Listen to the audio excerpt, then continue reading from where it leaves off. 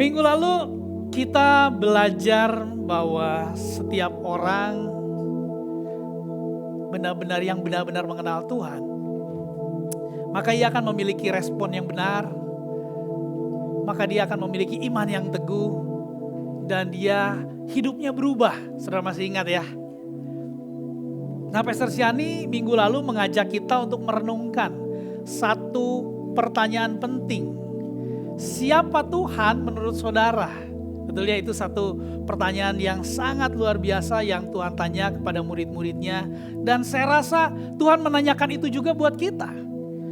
Dan saya yakin banyak dari saudara yang sudah melakukan, saudara udah punya kartu kemarin dikasih ya. Dan saudara udah mulai tulis. Dan saya bersyukur banyak testimoni yang masuk, yang saya baca. Bahwa setiap orang mulai sadar, mulai ngeh bahwa oh iya ya, buat saya Tuhan itu adalah pembela. Dia tulis alasannya kenapa, dia pegang ayatnya. Ada juga yang bilang bahwa Tuhan itu adalah sumber. Ada yang bilang lagi Tuhan itu adalah Superman. Dan sebagainya. Which is saya bersyukur. Why? Karena ketika saudara semakin mengenal Tuhan, maka kehidupan saudara itu gak mungkin sama. Pasti saudara akan ngalamin perubahan, iman saudara akan semakin kuat, maka saudara akan dapat hidup dan berespon benar di setiap kondisi. Ada amin? Nah, saya berharap saudara tetap melakukan hal yang sudah saudara lakukan minggu lalu, minggu ini dan seterusnya. Dan hari ini saya akan melanjutkan apa yang Pastor Siani sampaikan minggu lalu. Jadi ini adalah sequel dari khotbah menurut kamu siapakah aku ini part 2. Saudara siap? Oke, mari kita mulai.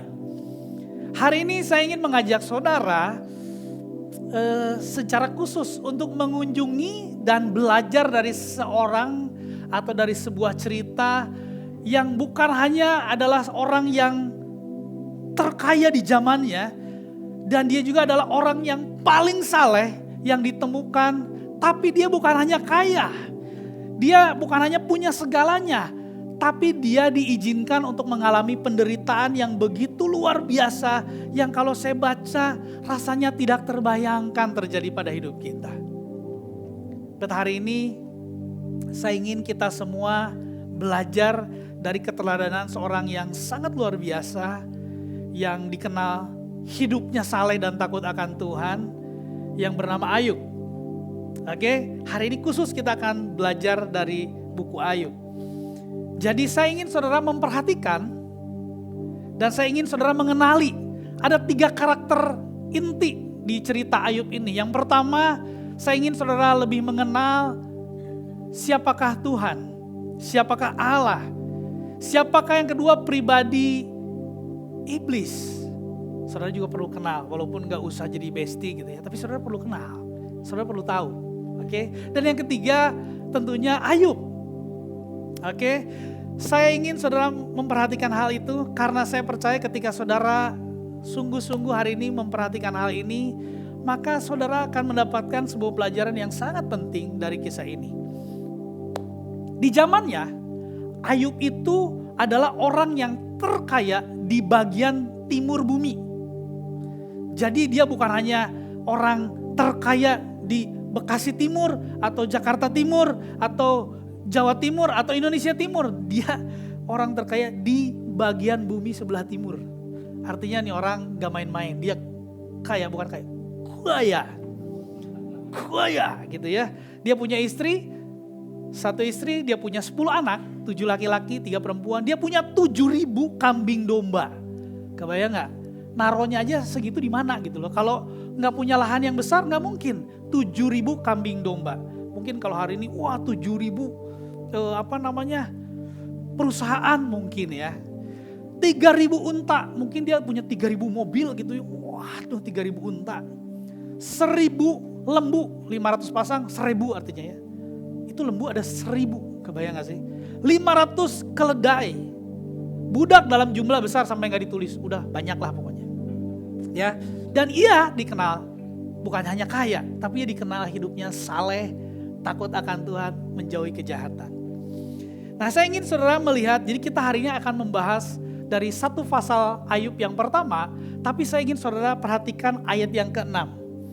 Kita akan fokus di beberapa ayat. Kenapa? Karena saya ingin saudara nggak hari ini cuma datang buat dengerin, yes, ya gue udah tahu Ayub. No. Saya ingin saudara nanti pulang, saudara perhatiin lagi, saudara pelajarin lagi. Makanya saya spill beberapa ayat aja. Oke? Mari kita lihat Ayub pertama ayat yang ke-6. Pada suatu hari datanglah anak-anak Allah menghadap Tuhan. Di sini terjemahan lainnya malaikat ya. Dan di antara mereka datanglah juga iblis. Jadi iblis ngikut tuh. Ayat yang ke-7. Maka bertanyalah Tuhan kepada iblis, dari mana engkau? Lalu jawab iblis kepada Tuhan, dari perjalanan mengelilingi dan menjelajah bumi. Ternyata traveling itu bisnis yang memang sangat menggiurkan. Karena bukan hanya Tuhan, bukan hanya manusia yang suka traveling ya. Iblis pun suka traveling. Ayat yang ke-8. Lalu bertanyalah Tuhan kepada iblis, apakah engkau memperhatikan hambaku Ayub? Sebab tiada seorang pun di bumi seperti dia, yang demikian saleh dan jujur, takut akan Tuhan dan menjauhi kejahatan. Saudara perhatiin baik-baik. Ayub dikenal saleh, jujur, takut akan Tuhan, menjauhi kejahatan, dan yang kenal bukan cuma orang, tapi Tuhan pun tahu. Bahkan iblis pun tahu. Nanti saudara baca ya. Iblis pun tahu. Nah, sekarang sedikit tentang apa sih saleh? Demikian saleh. Saleh itu gak ada hubungannya dengan makanan, pisang, snack, itu gak ada. Saleh itu bahasa Ibraninya tam. Oke, ya itu saleh ya, lain lagi. Saleh yang ini adalah tam. Artinya tidak bercela secara moral. Atau bahasa lainnya atau arti lainnya adalah berintegritas. Apa itu berintegritas? Artinya dia hidup dalam keselarasan moral di hadapan Tuhan dan manusia. Di hadapan Tuhan A, di hadapan manusia juga A. Baik dikenal Tuhan, manusia pun mengenal dia baik. Itu namanya saleh. Bahkan Tuhan kalau saudara nanya dengan nada yang bangga. Iblis, apakah engkau memperhatikan hambaku Ayub? Di terjemahan lain juga bilangnya begini. Bagaimana Ayub menurut kamu? What do you think of Job? Gimana menurut kamu Ayub? Dengan nada bangga. Sama seperti kalau anak kita hebat, anak kita luar biasa. Udah ketemu belum anak-anak saya? Gimana anak saya? Nah, sama tuh kayak gitu. Gimana menurut kamu? Terus iblis menjawab di ayat yang ke-9. Nah, saya ingin saudara memperhatikan dua ayat ini baik-baik karena saya akan mengambil pelajaran yang sangat berharga dari kedua ayat ini, ayat yang ke-9 dan ke-10. Saudara lihat ini baik-baik. Oke, kita baca bareng-bareng ya biar lebih ngeh. 2, 3. Lalu jawab iblis kepada Tuhan, apakah dengan tidak mendapat apa-apa Ayub takut akan Allah? Dibilang, apakah dengan tidak mendapat apa-apa Ayub takut akan Allah? Ayat yang ke-10. Bukankah engkau yang membuat pagar sekeliling dia dan rumahnya, serta segala yang dimilikinya? Apa yang dikerjakannya telah kau berkati, dan apa yang dimilikinya makin bertambah di negeri itu. Coba saudara perhatikan ayat ini baik-baik.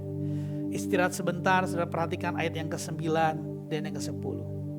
Saya ingin saudara memperhatikan ini baik-baik. Karena saudara bisa menemukan fakta-fakta tentang Tuhan dari ayat ini. Fakta-fakta apa aja tentang Tuhan atau karakter Tuhan itu seperti apa? Yang pertama, fakta tentang karakter Tuhan. Yang pertama, Tuhan itu faktanya suka membuat pagar. Tuhan itu suka melindungi orang. Faktanya Tuhan itu suka menjagai keluarganya. Rumah itu kan bicara keluarga, betul? Faktanya Tuhan suka bukan hanya memberkati, bukan hanya menjagai, tapi melindungi apa yang Tuhan percayakan kepada kita untuk kita kelola. Oke, perhatiin baik-baik. This is very important. Faktanya, Tuhan suka membuat pagar. Yang kedua, Tuhan suka memberkati orang. Tadi kan ayat yang ke-10 bilang gitu kan. Yang ketiga, Tuhan suka memperbesar kapasitas.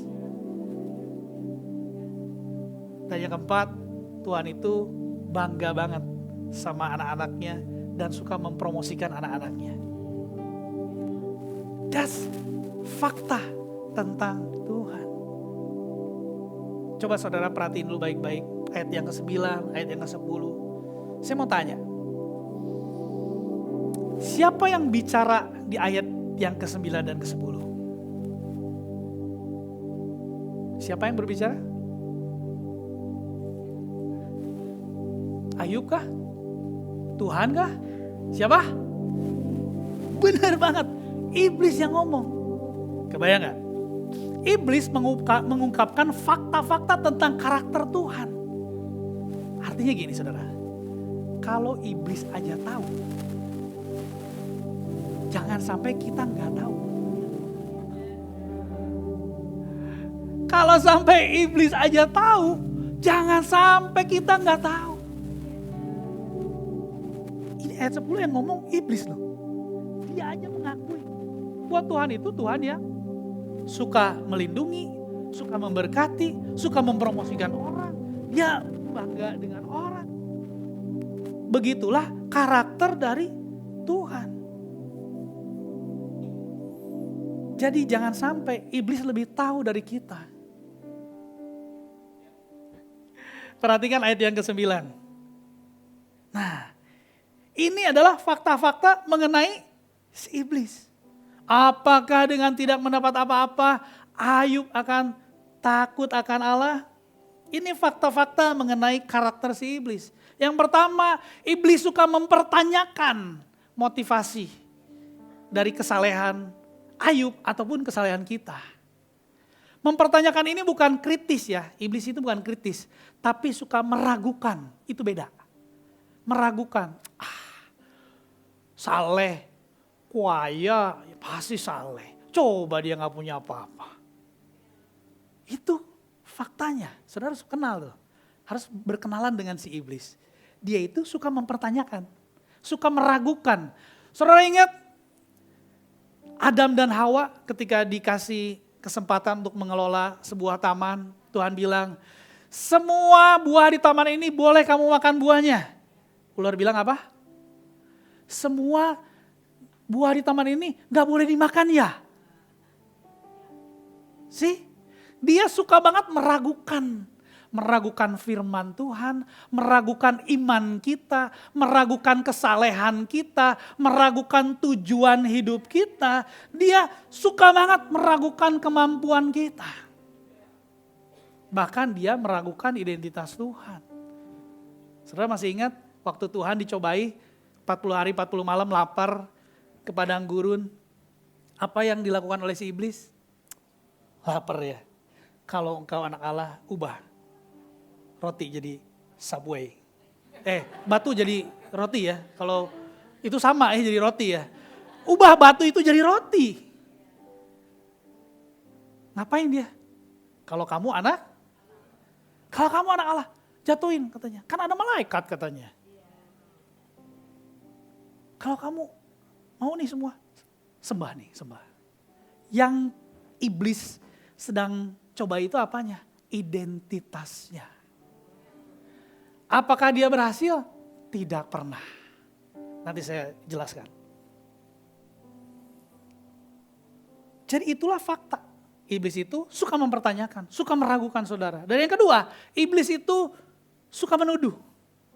Iblis menuduh Ayub bahwa ia takut akan Tuhan karena dia punya apa-apa. Kenapa? Simpel. Tujuan iblis itu adalah supaya Ayub tidak takut akan Allah. Itu tujuan iblis. Saudara perhatikan. Ini ayat yang penting. Saudara, dulu, sekarang sama aja.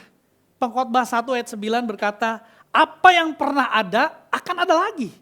Apa yang pernah dibuat akan dibuat lagi. Tidak ada sesuatu yang baru di bawah matahari. Artinya kalau iblis berusaha untuk meragukan saudara, meragukan Ayub dulu, maka iblis akan meragukan saudara sekarang. Kalau iblis mulai menuduh Ayub dulu, iblis juga akan menuduh saudara sekarang. Jadi polanya saudara perhatikan, polanya sama dari zaman Ayub sampai sekarang sama polanya. Nggak ada yang baru. Polanya sama.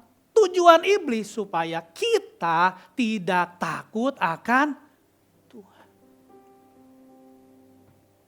Mari kita belajar sedikit, belajar Alkitab sedikit ya. Takut akan Tuhan.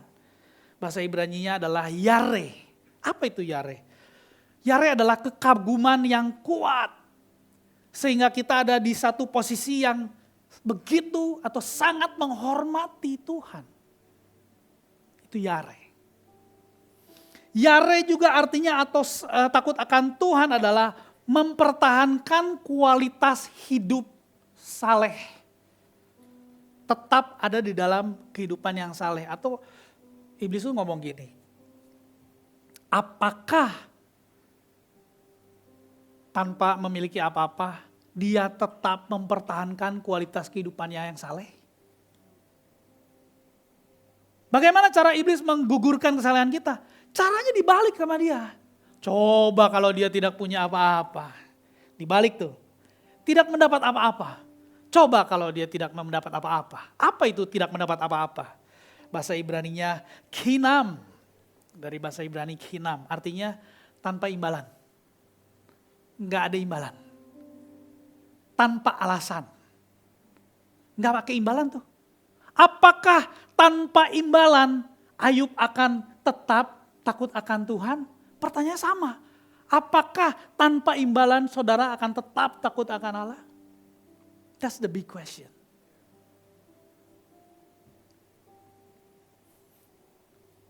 Saudara perhatikan, nanti ya saudara baca di Ayub pasal yang ke-15 sampai 19. Tiba-tiba dalam satu hari pegawainya diserang. Tiba-tiba pegawainya lagi ngelapor. Pak, tiba-tiba kita diserang orang. Belum beres ngomong, tiba-tiba kambing dombanya yang banyak itu tiba-tiba disambar oleh api dari langit. Padahal hari itu bukan Idul Adha, tapi hari itu banyak banget sate kambing domba beserta dengan penjaga-penjaganya disate semua. Belum beres nih, belum beres ngomong nih. Tiba-tiba datang lagi. Bapak, Pak, unta dirampok tadi sama orang Kasdim. Unta dirampok, belum beres nih, belum beres. Pak lapor Pak, semua anak-anak Bapak mati seketika. 10-10nya Pak. Tiba-tiba, tanpa alasan.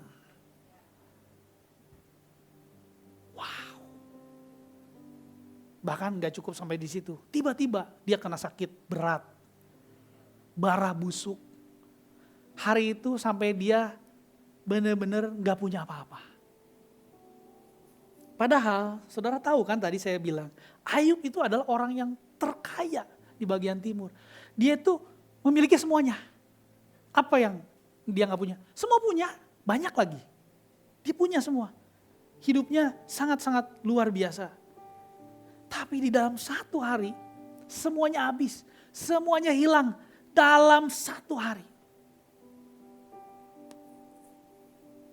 Ini adalah kondisi yang membuka peluang untuk ada pada kondisi tidak takut akan Tuhan. Ini kondisi yang tidak mudah. Kalau kita nggak hati-hati, kita bisa tidak takut akan Tuhan di kondisi ini. Rata-rata orang saleh karena dia punya apa-apa. Pertanyaannya, bagaimana kalau kondisi ini balik? Bagaimana kalau tanpa alasan, tanpa imbalan? Apakah saudara masih mempertahankan kehidupan yang saleh? Apakah saudara masih takut akan Tuhan? That's the question. Apakah tanpa imbalan saudara masih melayani Tuhan? Masih berdoa kepada Tuhan? Masih melayani Tuhan? Coba cek di mana kondisi saudara hari ini. Apakah di kondisi yang punya apa-apa? Saleh? Atau saudara ada di kondisi tidak punya apa-apa? Masihkah saudara saleh? Masihkah saudara berdoa? Masihkah saudara menyembah Tuhan? Masihkah saudara membaca firman Tuhan? Masihkah saudara mau beribadah bersama-sama di hari Minggu?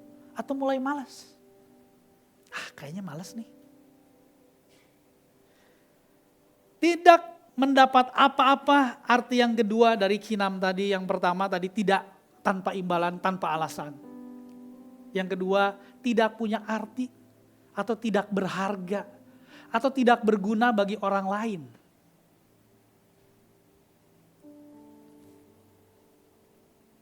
Kalau saudara nanti baca Ayub 29, itu menggambarkan siapa Ayub sebelumnya. Itu digambarkan, bahkan saking terkenalnya Ayub, kalau Ayub datang nih, ada orang lagi ngobrol, semua orang bakal tutup mulutnya diem, langsung berdiri dan menghormati dia. Saking Ayub ini terkenal banget. Dia sangat dihormati.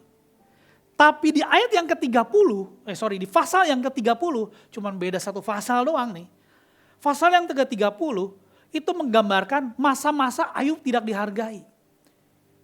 Pasal 29, pasal 30, cuman beda satu doang. Ini menunjukkan bahwa betapa mudahnya seseorang berubah. Betapa mudahnya pendapat orang terhadap kita berubah. Ini contohnya, saya kasih spill satu ya. Ayat yang ke-30, ayat 1, pasal 30 ayat 1. Tetapi sekarang aku ditertawakan mereka yang umurnya lebih muda daripadaku, yang ayah-ayahnya ku pandang terlalu hina untuk ditempatkan bersama-sama dengan anjing penjaga kambing dombaku. Kebayang gak? Hari itu dia benar-benar, kalau dulu bapaknya aja sama anjing, mendingan anjingnya Ayub. Tapi hari itu dia merasa, wah saya ditertawain, bahkan sama anaknya, bukan sama bapaknya.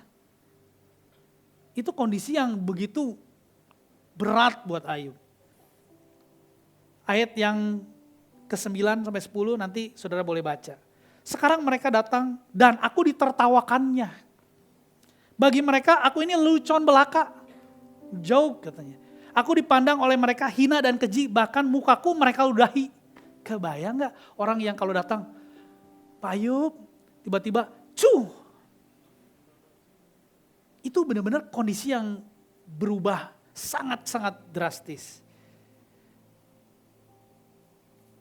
Ketika hidup kita tiba-tiba menjadi sulit, kita tiba-tiba kehilangan kekayaan, kita tiba-tiba kehilangan pekerjaan, atau mungkin bisnis kita lagi slowing down, atau tiba-tiba kita kehilangan anggota keluarga kita, orang yang kita kasihi. Tiba-tiba kita kehilangan kesehatan. Coba berhenti sejenak, pause for a moment, untuk merenungkan dan kenali. Ini ide siapa ya? Ide siapa nih? Kayaknya gue tahu nih ide siapa. Sebentar. Setahu saya, Tuhan itu Tuhan yang suka bikin pagar. Setahu saya, Tuhan itu Tuhan yang suka memberkati. Setahu saya, Tuhan itu adalah Tuhan yang suka menjagai keluarga kita, suka membuat kita naik. Ketika ini terjadi, wait. Coba berhenti sebentar, cek. Ini siapa ya? Kayaknya gue kenal nih yang suka ngambil-ngambil begini. Sebentar, ya. Kalau kita tidak hati-hati, maka iblis akan berusaha merampas takut akan Allah dari hidup saudara. Tuhan gak punya tuh ide-ide begitu. Itu idenya iblis di ayat 9. Itu dia yang ngomong. Tuhan tuh gak pernah begitu. Bahkan idenya Tuhan, siapa Tuhan, diakui iblis di ayat yang ke-10. Iblis saja tahu. Jadi Tuhan tuh tidak pernah punya ide menyengsarakan kita, mencelakakan kita. Itu gak ada. Bahkan di Yeremia 29 ayat yang ke-11 dikatakan bahwa sebab aku ini mengetahui rancangan-rancangan apa yang ada padaku mengenai kamu.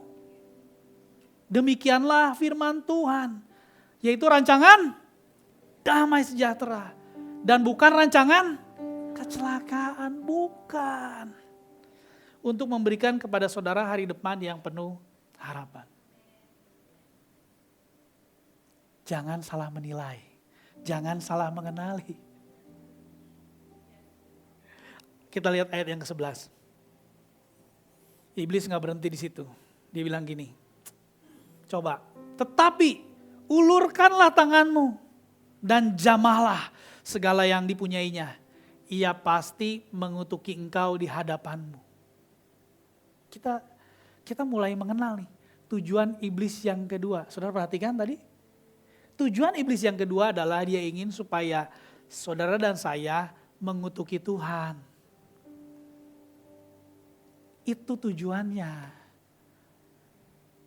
Apa itu mengutuki? Mengutuki itu di dalam tulisan ini bahasa Ibraninya barak. Barak itu artinya memberkati. Gak salah Pastor? Enggak salah. Artinya memberkati. Artinya begini. Terjemahannya sebenarnya begini. Seolah-olah begini. Iblis itu ngomongnya begini, tetapi ulurkanlah tanganmu dan jamahlah segala yang dipunyainya. Ia pasti akan memberkati kamu.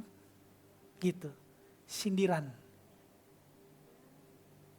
Karena mengutuk itu bahasa Ibraninya arar, bukan barak. Ini adalah bentuk sindiran halus dengan maksud tajam. Dan tantangan langsung kepada karakter dan otoritasnya Tuhan. Kurang ajar ya? Ya, namanya juga iblis.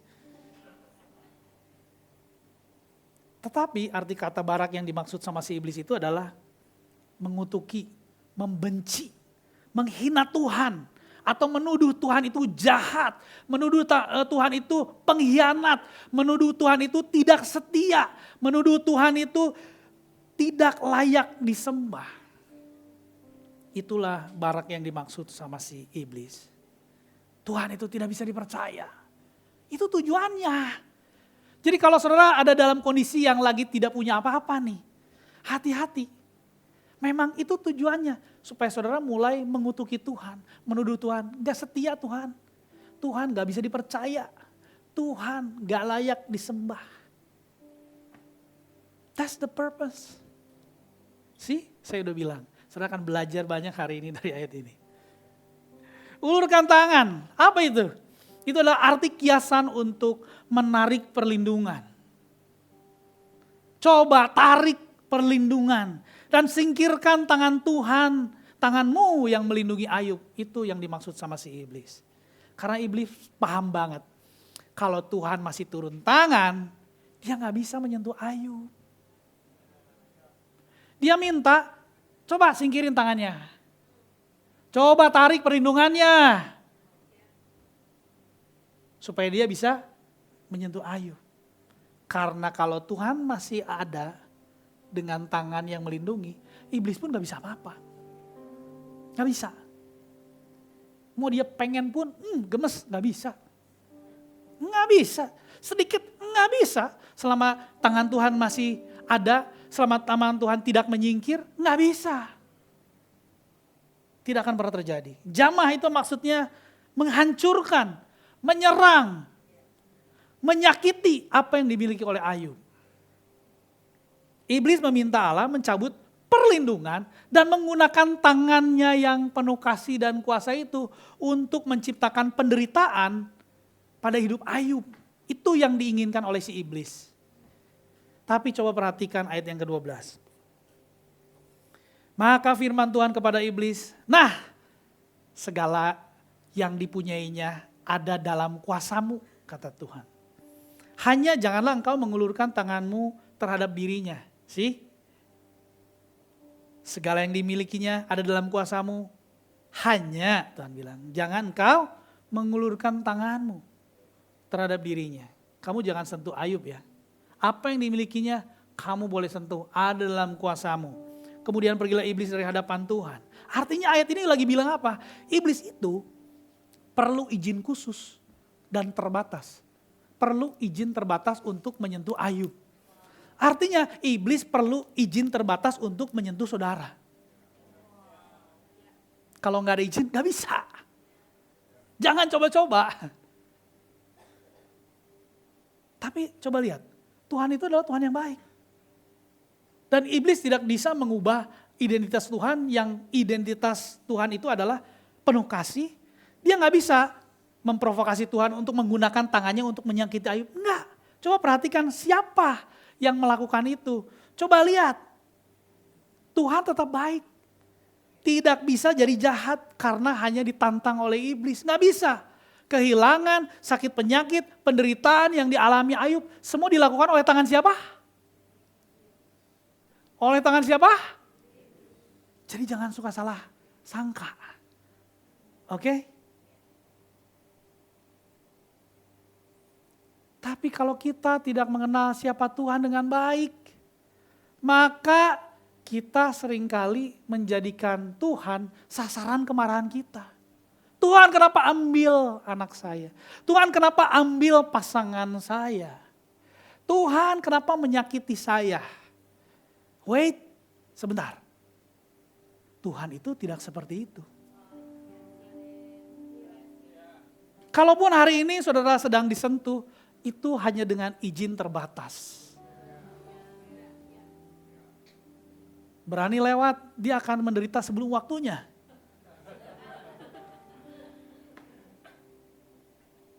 So kalau saudara suka berpikir begitu, kenapa ya Tuhan jahat sama saya? Tuhan kenapa yang gak jawab doa saya? Yakobus 1 ayat yang ke-16. Kita baca bersama-sama. Saudara-saudara yang kukasihi, janganlah. Saudara-saudara yang kukasihi, janganlah. Ulangi lagi. Saudara-saudara yang kukasihi, jangan. Coba perhatiin ayat berikutnya. Setiap pemberian yang baik, setiap artinya semua. Pemberian yang baik, setiap anugerah yang sempurna datangnya dari atas, diturunkan dari Bapa segala terang. Padanya tidak ada perubahan. Atau bayangan karena pertukaran. Apa sih artinya bayangan karena pertukaran? Artinya Tuhan itu tetap sama, Tuhan itu gak berubah. Tuhan itu gak kayak bayang-bayang berubah-berubah. No, Tuhan itu sama. Kalau Tuhan dulu baik, sekarang baik, sampai selama-lamanya dia baik, dia gak akan berubah. Come on. Jadi kalau saudara yang suka bilang, aduh Tuhan kayaknya gak jawab doa gue nih. Aduh Tuhan kayaknya, Tuhan gak sayang sama saya. Tuhan masa dia udah married, saya jangankan punya anak, punya pacar aja belum. Tuhan gak adil. Kalau saudara suka berpikir begitu, mari saya bantu. Saudara mengingatkan, Yesaya 30 ayat yang ke-18. Sebab itu Tuhan menanti-nantikan saatnya. Siapa menanti-nantikan? Jadi kalau saudara sedang berdoa, saudara sedang menantikan jawaban doa, jangan berpikir kalau saudara itu berdoa menantikannya sendiri. Enggak. Tuhan itu sedang menantikannya bersama dengan saudara. Tuhan itu sedang menanti-nantikan saatnya. Jadi kalau saudara, Tuhan kok saya udah 10 tahun nih belum punya pacar. Tuhan saya kok belum promosi nih udah 6 tahun nih. Tuhan kenapa nih saya belum punya anak juga nih udah 10 tahun. Ingat, Tuhan menanti-nantikan saatnya. Hendak apa? Menunjukkan kasih sayangnya kepadamu. Tuhan gak sayang saya. Kamu gak baca firman. Hendak menunjukkan kasihnya kepadamu. Dia udah gak sabar, pengen nunjukin. Sebab itu ia bangkit hendak menyayangi kamu. Coba. Sebab Tuhan adalah Tuhan yang, jangan ngomong Tuhan gak adil. Tuhan itu adil. Tuhan tahu waktunya. Tuhan menanti-nantikan bahkan bersama-sama dengan kita. Karena Tuhan tahu waktu yang terbaik buat kita mungkin berbeda dengan persepsi kita tentang waktu yang terbaik buat kita. Tuhan benar-benar tahu yang terbaik buat kita. Jadi jangan lagi suka menuduh Tuhan yang tidak-tidak. Oke? Oke, aman? Sampai sini ayat yang ke-20 ya. Sedikit lagi ya. Waktu saya sudah habis. Atau kita habiskan di sini? Aman, lanjut sedikit lagi ya. Minta waktu sebentar. Ayat yang ke-20. Maka berdirilah Ayub. Ini setelah semuanya habis segala macam. Wah, mati semua anaknya, semua hilang tiba-tiba. Gak punya apa-apa. Maka berdirilah Ayub lalu mengoyakkan jubahnya dan mencukur kepalanya. Kemudian sujudlah ia dan menyembah. Katanya, dengan telanjang aku keluar dari kandungan ibuku. Dengan telanjang juga aku akan kembali ke dalamnya. Tuhan yang memberi, Tuhan yang mengambil. Terpujilah nama Tuhan. Wow. Kalau saudara mau kasih tepuk tangan buat Ayub hari ini tepat nih, ini pas. Ini keren banget nih orang. Mau mengoyakkan jubah itu apa sih? Mencukur kepala. Sikap yang menyatakan duka yang sangat mendalam, kesedihan, hancur hati. Koyakin jubahnya dirobekin, dia cukur. Dicukur tuh bukan biar rapi, bukan. Dia lagi sedih hati, hancur hati. Tuhan yang memberi, Tuhan yang mengambil. Apa itu? Itu pengakuan Ayub terhadap kedaulatan Tuhan. Bahwa Tuhan berdaulat dan Ayub tidak menuntut apa-apa dari Allah. Amazing banget nih orang. Hebat banget. Terpujilah nama Tuhan. Artinya, Tuhan, saya tetap menyembah Tuhan. Saya menghormati Tuhan. Saya tetap mengasihi Tuhan. Apapun yang terjadi. Wow, ini orang memang luar biasa. Nggak heran kalau Tuhan aja mempromosikan dia. Ternyata, Ayub di dalam duka yang dalam, tidak ditemukan mengutuki Tuhan. Seperti yang iblis duga. Melainkan mengucapkan berkat kepadanya. Wow. Ayat yang kedua. Dalam kesemuanya itu Ayub tidak berbuat dosa dan tidak menuduh Allah yang kurang patut. Apa itu kurang patut? Kurang patut itu artinya bodoh. Tidak pantas, tanpa tujuan, iseng. Jadi Ayub gak bilang gini, Tuhan bodoh banget sih. Tuhan, kok Tuhan melakukan hal yang tidak pantas sama saya? Tuhan kenapa sih saya mengalami ini? Iseng ya? Enggak, dia gak ngomong gitu. Alkitab mencatat loh. Mungkin saudara berkata gini, Ayub percaya kepada Tuhan.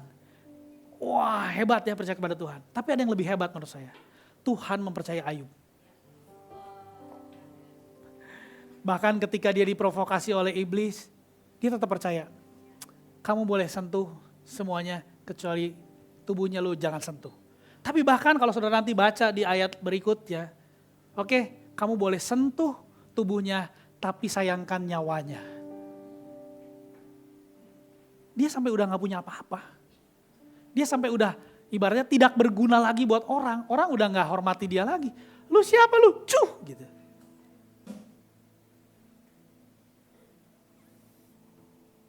Tapi di pasal yang ke-42, akhirnya Tuhan memulihkan kehidupan Ayub. Dan memberkati Ayub lebih dari hidupnya yang dahulu. Apa yang dia miliki, anak-anaknya, bahkan disebut bahwa anak-anaknya cantik banget. Apakah ketika iblis melakukan cara-caranya yang kotor itu, apakah berhasil kepada Ayub? Mungkin berhasil kepada istrinya. Istrinya kan bilang ya, hah masih nyembah Tuhan lu? Kutuki Tuhanmu, mampus, matilah katanya. Bahasanya begitu. Buat istrinya berhasil, tapi buat Ayub. Hari ini kita belajar, karakter Allah Bapa, dia Bapa yang suka melindungi anak-anaknya, suka melindungi keluarganya, dia suka melindungi apa yang Tuhan percayakan untuk kita kerjakan. Dia adalah Tuhan yang suka memberkati, dia Tuhan yang suka memperbesar kapasitas kita dan bangga dengan apa yang kita kerjakan, mempromosikan kita, bahkan Tuhan itu mempercayai kita. Karena Tuhan selalu punya tujuan mengasihi saudara, merancangkan hal yang baik, damai sejahtera. Tadi kan jelas ya, Tuhan tuh gak pernah merancangkan kecelakaan gitu, Gak pernah ada. Itu bukan rancangan Tuhan. Memberikan hidup yang berkelimpahan, masih ingat? Jadi kalau saudara, kenapa saya diambil? Kenapa kedamaian saya diambil? Kenapa keluarga saya diambil?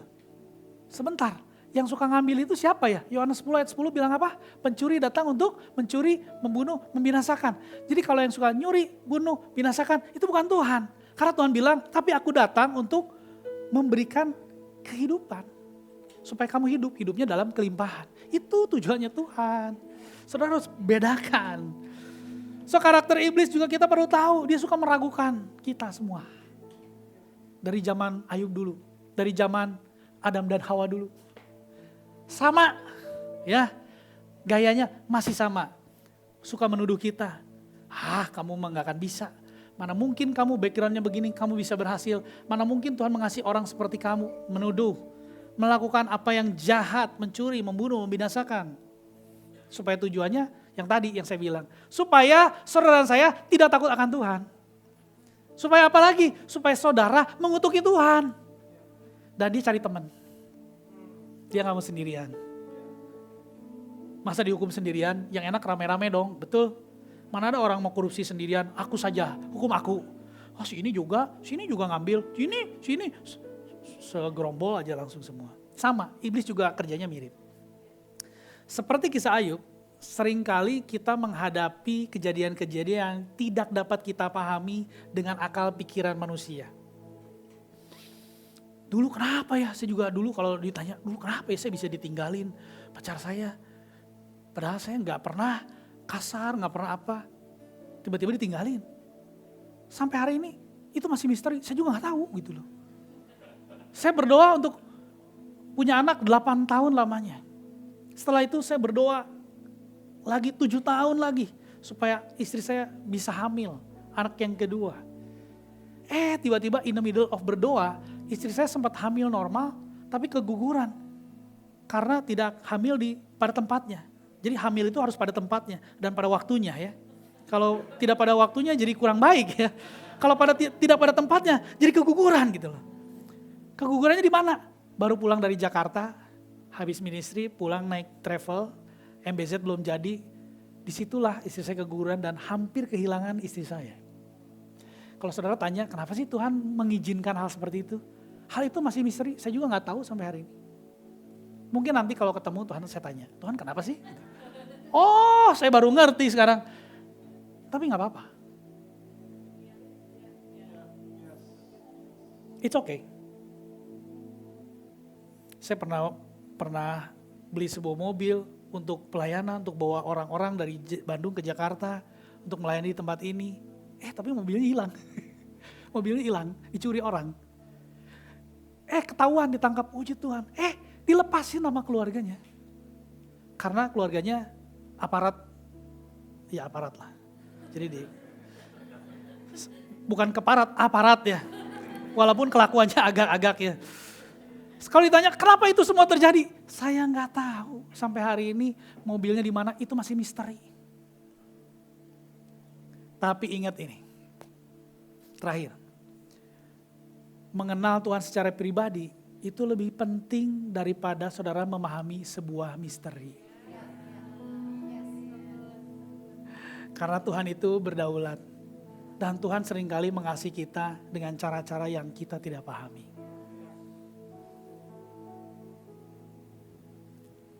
Tuhan berkati ya. Saudara belajar sesuatu hari ini? Mari kita bangkit berdiri. Bolehkah kita ambil waktu sejenak buat kembali mengingat siapa Tuhan?